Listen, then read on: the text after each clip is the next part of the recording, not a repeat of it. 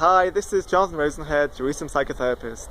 This week's Torah and Psychology post for Parshas Toldos is going to discuss the topic of twins, nature versus nurture.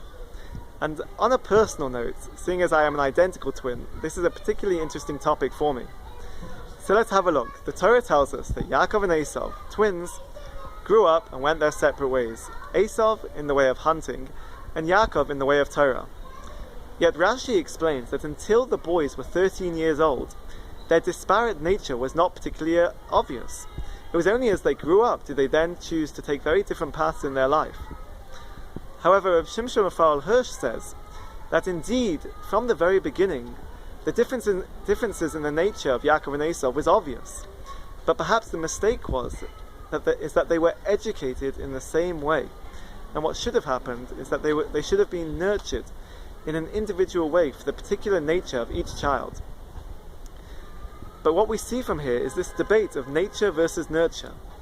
And psychology has grappled with this question for a long time, asking the question, are we hardwired from birth, fixed by our genetic makeup? Or perhaps we are influenced by our environment and shaped by it?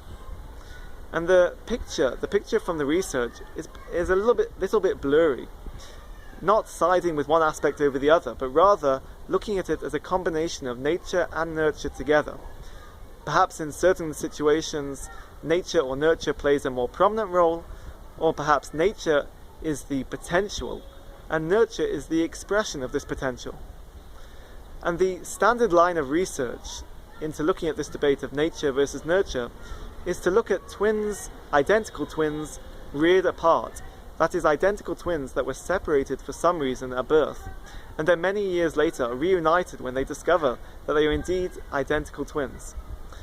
And in these situations, the twins they have the identical genetic makeup, but they don't share the same environment. They grew up in very different environments. So the research looks at what happens many years later. And the results are amazing, in fact, that there is a striking resemblance in the identical twins in aspects of their life. And this suggests that nature plays a strong role. However, there are certain discrepancies and certain differences in their characters, in their characteristics, and their life. So this does suggest that nurture also plays a role. So which one is it? And at the moment, the future direction in research into identical twins reared apart is to look at epigenetics. Epigenetics is the genetic expression and variation, and to see how environment and lifestyle affects the genes and the genetic expression. So I'll leave you to come to your own conclusions now over this debate.